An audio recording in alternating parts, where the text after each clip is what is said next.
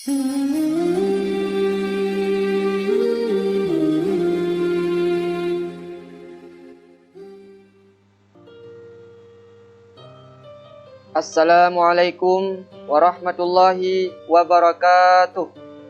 Bismillahi walhamdulillah. Wassalatu wassalamu ala rasulillah Sayyidina wa maulana Muhammad ibn Abdillah wa ala alihi wa sahbihi wa mawalah. Allahumma rabbi syrah li sadri wa yassir li amri wahlul 'uqdatam min lisani yafqahu qawli. Shadaqallahul azim. Baiklah, insyaallah dalam kesempatan ini kita akan bercerita tentang seorang pemuda yang sangat merindukan Ratu Bidadari Surga, yaitu Ainal Mardiyah, sehingga ia rela menjual jiwa dan hartanya di jalan Allah demi menggapai seorang Ratu Bidadari Surga, yaitu Ainal Mardiyah, di mana kisah tersebut dijelaskan di dalam kitab Tanbihul Ghafilin. Diceritakan di dalam kitab tersebut oleh Al-Faqih. Ia berkata, telah bercerita kepada kami Abi rahimahullahu ta'ala dengan isnadnya daripada Abdul Wahid bin Yazid rahimahumullahu ta'ala, di mana Abdul Wahid bin Yazid ini bercerita beliau, pada suatu hari ketika aku berada di majelis kami ini, pada saat itu kami telah bersiap-siap untuk keluar ke medan perperangan. Aku memerintahkan para sahabat atau murid-muridku untuk mereka bersiap-siap, karena besok hari Senin kita akan menuju medan perperangan. Pada saat itu ada seorang laki-laki yang membacakan surah At-Taubah ayat 111 yang berbunyi, Innallaha ashtara minal mu'minina anfusahum wa amwalahum bi anna lahumul jannah. Maka setelah dibacakan ayat tersebut, ada seorang pemuda yang masih berumur 15 tahun atau sekitarnya, yang mana pemuda tersebut baru saja ditinggal pergi wafat oleh ayahandanya. Ia diwarisi harta yang sangat banyak oleh sang ayahanda. Setelah mendengar ayat yang dibaca tadi, pemuda tersebut pun berdiri dan berkata,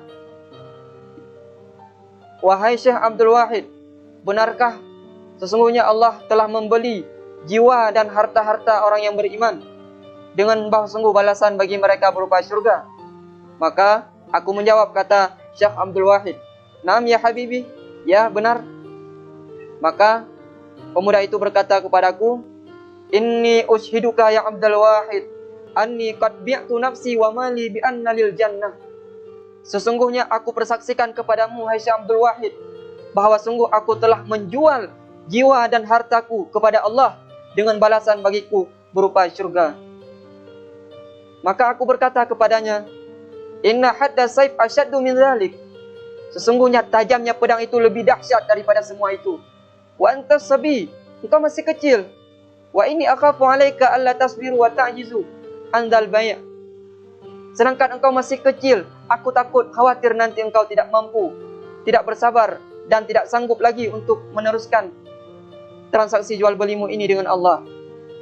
Maka ia berkata kepadaku, Ya Abdul Wahid, inni ubayyi'ullaha bil jannah tsumma ajiz.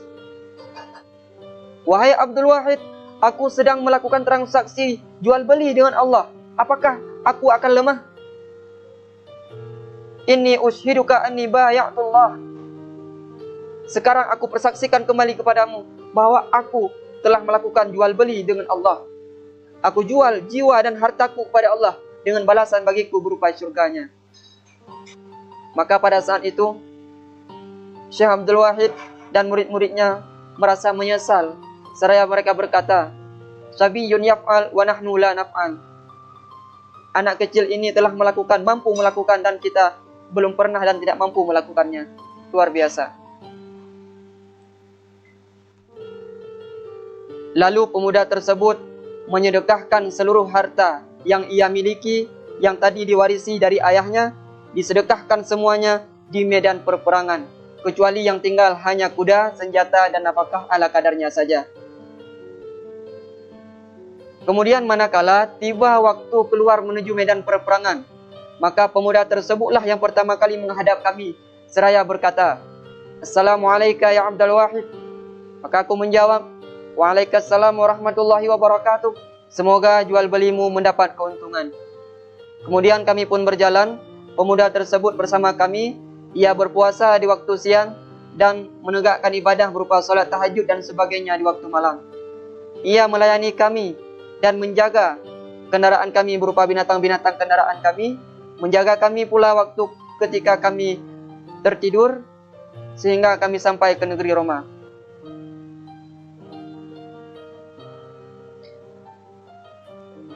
Kemudian ketika kami sedang berada dalam keadaan semacam itu, pada suatu hari pemuda itu datang kepada kami dan berkata, ia menyeru kepada kami, "Aduhai, aku sangat merindukan Ainal Mardiyah." Sehingga ada di antara kami yang berkata, barangkali pemuda tersebut sudah tidak waras lagi. Sehingga ia menghampiri kami dan berkata, "Ya Abdul Wahid, la sabrali." Wahai Abdul Wahid, aku tidak mampu lagi bersabar. Aku sangat merindukan Ainal Mardiyah. Maka aku pun bertanya, "Habibi, wa ma hadhil Ainaul Mardiyah?" Wahai kekasihku, nak, siapa yang kau maksud Ainal Mardiyah itu? Maka ia pun bercerita, "Sesungguhnya tadi aku tidur. Dalam tidurku aku bermimpi seolah-olah datang seorang kepadaku dan berkata, 'Azhabu bika ilal Ainail Mardiyah.' Aku akan membawamu pergi menemui Ainal Mardiyah." Maka kami pun berangkat masuk ke dalam satu taman. Yang di dalam taman tersebut ada sungai yang sangat jernih airnya, yang tidak akan pernah berubah. Pada saat itu, di pinggir sungai tersebut ada bidadari-bidadari yang sangat luar biasa cantik, yang mereka menggunakan pakaian dan perhiasan yang tidak dapat kugambarkan bagaimana keindahan mereka. Manakala mereka melihatku, mereka pun merasa gembira luar biasa, sambil berkata, "Hadza zaujul Ainail Mardiyah qad qadim." Ini adalah suami Ainal Mardiyah telah datang. Maka aku memberi salam kepada mereka, "Assalamualaikumna afiikunnal Ainaul Mardiyah." Apakah di antara kalian ada yang bernama Ainal Mardiyah? Maka mereka menjawab, "La, nahnu khadamun laha wa ima'uha." Tidak, kami hanya sekedar pembantu dan pelayannya saja. Bila ingin bertemu dengannya, fataqaddam amamak, teruslah ke depan. Maka aku pun melanjutkan perjalanan. Di depan aku kembali bertemu dengan sebuah sungai yang airnya berupa susu, yang tidak akan pernah berubah rasanya. Yang di dalamnya juga ada taman yang sangat indah, setiap hiasan ada di dalamnya. Yang di dalam taman tersebut pula ada bidadari yang sedang bermain-main. Manakala aku melihat mereka, maka aku pun sangat tergoda dengan kecantikan dan keelokan mereka yang luar biasa. Dan manakala mereka melihatku, mereka sangat gembira, sambil berkata, "Hadza wallahi zaujul Ainail Mardiyah qad qadima alaina." Demi Allah, ini adalah suami daripada Ainal Mardiyah telah datang kepada kita. Maka aku pun memberi salam kepada mereka, "Assalamualaikumna afiikunnal Ainaul Mardiyah."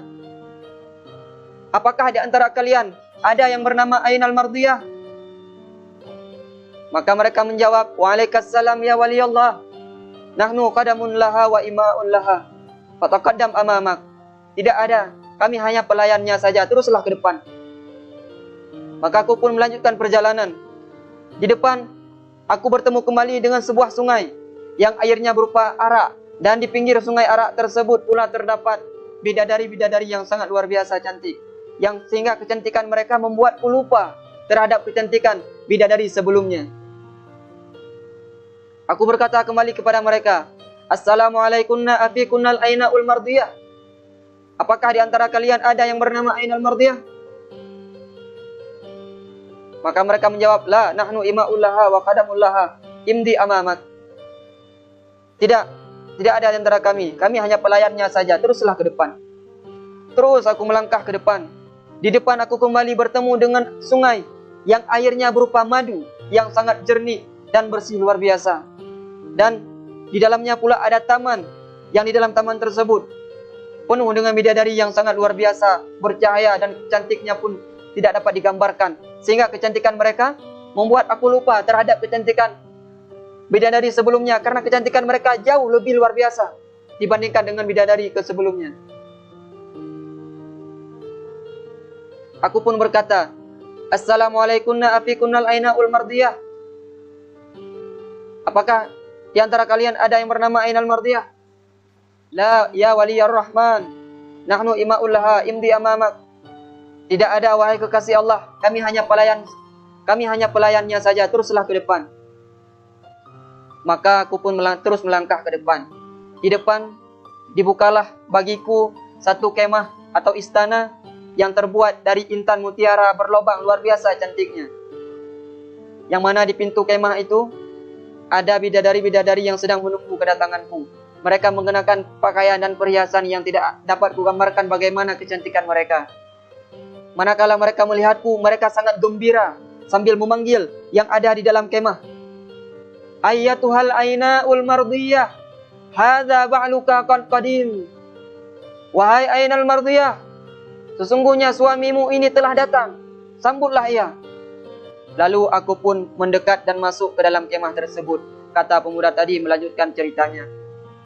Maka pada saat itu aku melihat Ainal Mardiyah sedang duduk di atas ranjangnya.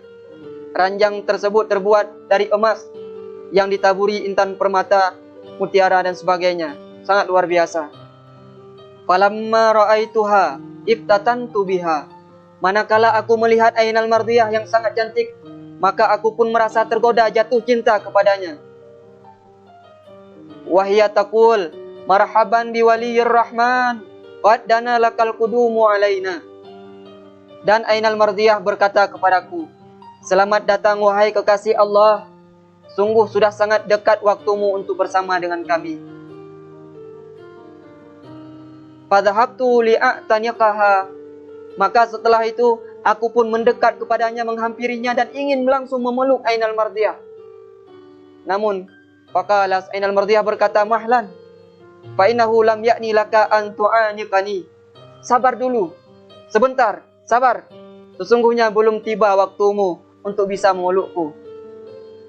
Fa inna fika ruhul hayah. Karena padamu masih ada ruh kehidupan, engkau masih hidup. Wa anta tuftirul lailah indana insyaallah taala. Namun insyaallah engkau akan berbuka puasa bersama dengan kami nanti.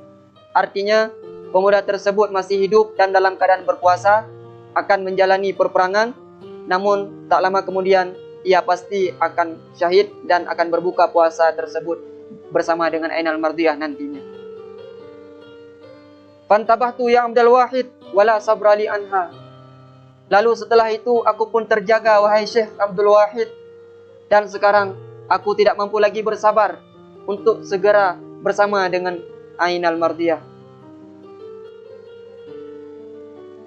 Kemudian Syekh Abdul Wahid pun melanjutkan ceritanya bahwa belum selesai pembicaraan pemuda tadi bersama dengan kami, lantas pasukan musuh pun mulai menyerang. Kami pun melawan mereka. Begitu pula pemuda tadi ikut bertempur bersama kami. Setelah pertempuran selesai, maka aku pun menghitung ada 9 pasukan musuh yang dibunuh oleh pemuda tadi, dan pemuda tersebut yang ke-10-nya. Aku pun menghampirinya. Pada saat itu pemuda tersebut dalam keadaan berlumuran darah, namun senyuman penuh di wajahnya. Hatta farakal hayah, sehingga pemuda tersebut menghembuskan nafas yang terakhir, mati dalam keadaan syahid. Kesimpulan atau hikmah yang dapat kita petik daripada kisah ini sangat banyak. Antara lain, kita wajib meyakini bahwa sesungguhnya Allah tidak pernah mengingkari janjinya. Sebagaimana disebutkan dalam Al-Quran, Allah akan membeli jiwa dan harta-harta kita yang kita gunakan di jalan Allah untuk menegakkan agama Allah dengan balasannya berupa syurga. Oleh karena demikian, jangan pernah takut, jangan pernah gundah.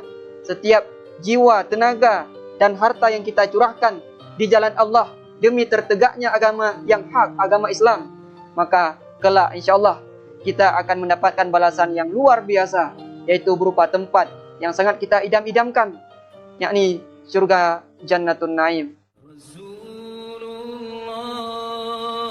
Sanjungan